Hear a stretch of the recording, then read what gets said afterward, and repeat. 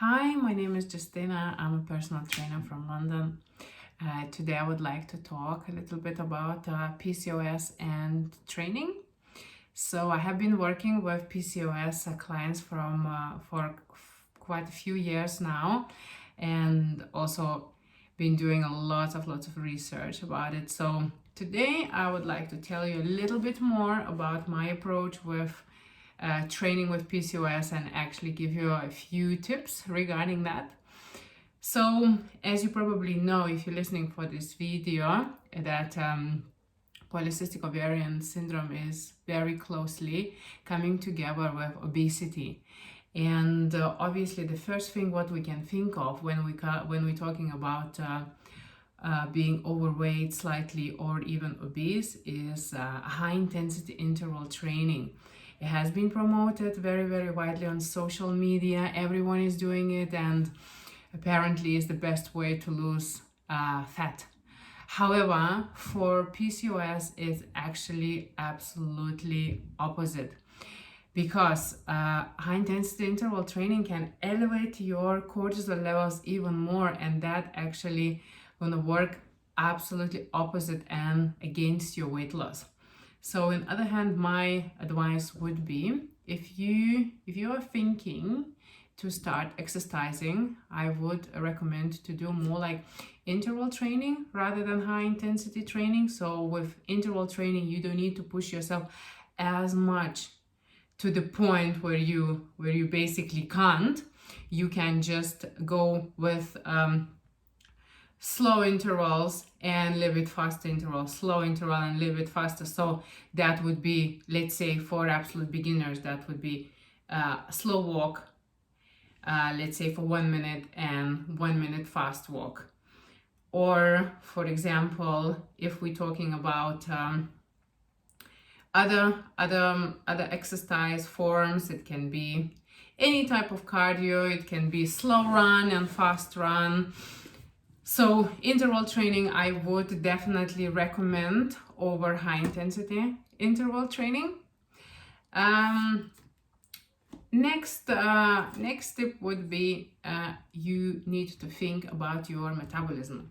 So when it comes to your metabolism, it's super important to move throughout of the day.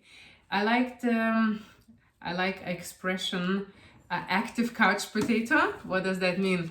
That means basically you do your 1 hour workout in the morning, and for the rest of the day you basically tick, and for the rest of the day you just basically sit or lie down, or basically don't do nothing, any activity. So my recommendation would be, especially with the clients of PCOS, make sure that you move throughout of the day. So instead of doing one hour workout and then nothing for the day, I would much more recommend you to do like 15 minutes of walk in the morning, 15 minutes of walk in the afternoon, and then after work. It's just very simple example, but something what you would benefit much more, because the most important is to keep your metabolism going. Therefore, just one activity during the day is not enough. You need to make sure that you move throughout of the day. Now, it's super important to take in account that every single case of PCOS is very different. So what works for you might not work for your friend, and vice versa. So you need to experiment.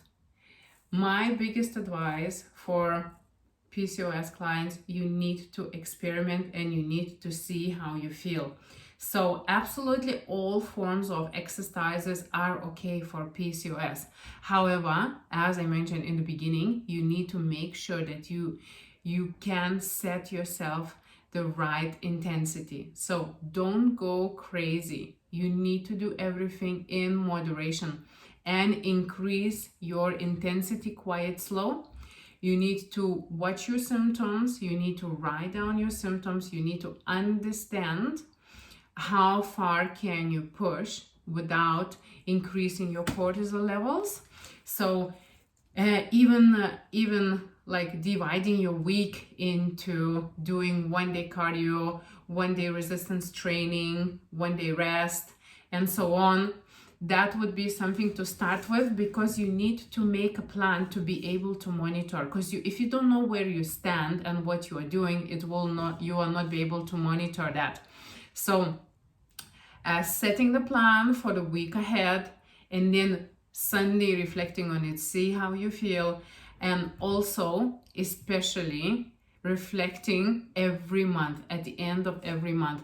Let's see, have you got your period or not? How late were your period? Was it on time? And this is going to be your guidebook.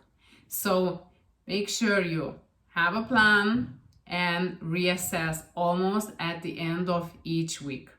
So that would be my ultimate tips for training with PCOS. However, as I mentioned before, every single case is extremely different. Therefore, I would highly encourage you to get in touch, share your experience so I can share it with the world. In the next video, I'm going to tell you all about my experience with training my clients, and maybe you can relate. Maybe you're gonna have some questions. If that is, make sure you email to me. Please do not hesitate, as I received a lot of emails from ladies with PCOS. However, somehow it's very hard to get through when it comes to talking about PCOS. So please do not hesitate. And if you have any experience which you think could benefit the rest of the world, please contact me, send me a text. I would be more than happy to listen and to share.